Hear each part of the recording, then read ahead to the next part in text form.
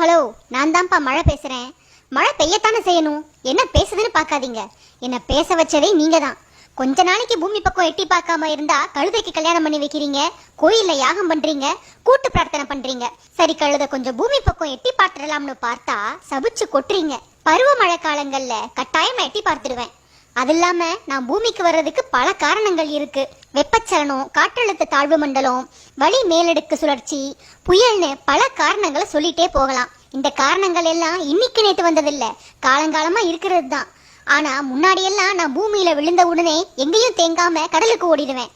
இப்ப நீங்க பண்ணி வச்சிருக்க வேலையாலதான் அங்கங்க தேங்கி நின்னுட்டு உங்ககிட்ட பேச்சும் வாங்கிக்கிட்டு இருக்கேன். கொஞ்சம் புரியுற மாதிரி விளக்கமாவே சொல்றேன். நம்ம முன்னோர் ஏரி, கண்மாய், தாங்கல், ஏந்தல், குளம், குட்டை, ஊரணின்னு வெட்டி வச்சிருந்தாங்க.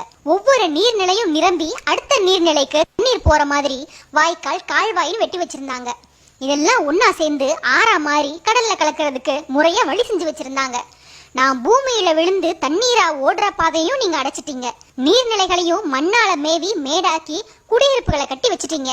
அதுக்கு சில உதாரணங்களை சொல்றேன். நாராயண ஏரி கால்வாய் குடியிருப்புகளால ஆக்கிரமிப்பு செய்யப்பட்டிருக்கு. பெரம்பூர், பெரவள்ளூர், மேடவாக்கம், சேத்துப்பட்டு, நுங்கம்பாக்கம், மயிலாப்பூர், மாம்பழம் பகுதிகளில் இருந்த நீர்நிலைகள் எல்லாம் இப்போ காணாம போயிடுச்சு.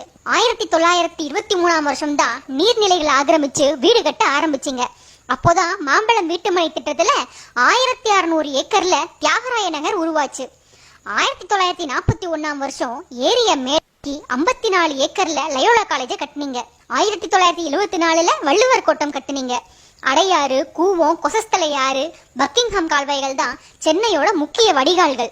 அது எல்லாத்தையும் குப்பை குளமாக்கிட்டீங்க. அப்புறம் நான் எந்த வழியா போய் கடல்ல கலப்பேன்? ஊருக்குள்ளதானே வந்தாகணும். ஓட்டேரி கால்வாய், விருகம்பாக்கம் கால்வாய், அரும்பாக்கம் கால்வாய், கொடுங்கையூர் கால்வாய், கேப்டன் ஹேட்டன் கால்வாய், வேளச்சேரி கால்வாய், மாம்பழம் கால்வாய் எல்லாம் இப்ப எங்க போச்சு? 650 நீர்நிலைகள் இருந்த சென்னையில இப்போ வெறும் 27 நீர்நிலைகள் தான் இருக்கு. ஆதம்பாக்கம் ஏரி அழிச்சு மெட்ரோ திட்டம் கொண்டு வந்துட்டீங்க. மடிப்பாக்கம் ஏரி குப்பை கடா கிடக்கு. அரிய வகை பறவைகள் இருந்த புழுதிவாக்கம் ஏரியோ இப்போ ஹவுசிங் போர்டா மாறிடுச்சு. சென்னை, திருவள்ளூர், காஞ்சிபுரம் பகுதிகளில் மொத்தமா 3600 நீர்நிலைகள் இருந்திருக்கு. இப்போ எண்ணி பார்த்தா 50 கூட தேராது. ரெட்டேரியில இருந்த 15 நீர்த்தேக்கங்களை காணோம். 120 ஏக்கர்ல இருந்த மதுரவாயல் ஏரியோ இப்போ வெறும் 25 ஏக்கரா சுருங்கிடுச்சு. சென்னையில எந்த இடங்களுக்கெல்லாம் பாக்கம், வாக்கம்னு பேர் இருக்கோ அதெல்லாம் ஏரிதான். கோடம்பாக்கம் ஏரியாவே ஒரு ஏரி தான். பிக் பாஸ்ல இருந்து ஒரு நபரை வெளியேற்றிட்டா கேள்வி கேட்குறீங்க. ஆனா அதே நீங்க ஏரிகள் ஆக்கிரமிக்கப்பட்டதற்காக போராடி இருந்தா இன்னைக்கு சென்னை வெள்ளக்காடா மாறி இருக்காது. மாம்பழத்துல லேக் வியூ ஸ்ட்ரீட்னு ஒன்று இருக்கு. ஆனா அங்க லேக் இல்ல. தார் ரோடு போடுறப்போ பழைய ரோட்டை சுரண்டிட்டு போடாம அப்படியே மேலேயே ரோடு போட்டதால ரோடெல்லாம் மேடாகி போயிடுச்சு. இப்படி பூமிக்கு நான் வந்து தேங்கின தங்கின நீர்நிலைகள் எல்லாத்தையும் அழிச்சிட்டீங்க. நான் ஓடிக்கிட்டு இருந்த வாய்க்கால், கால்வாய் எல்லாத்தையும் காலி பண்ணிட்டீங்க.